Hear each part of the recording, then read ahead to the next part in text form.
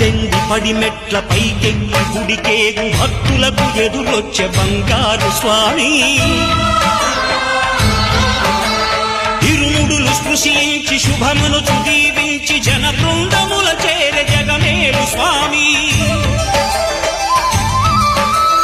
తన భక్తులను విల్చు తప్పులకు తడబడి ఒక పక్క ఒరిగెన ఓంకారమూర్తి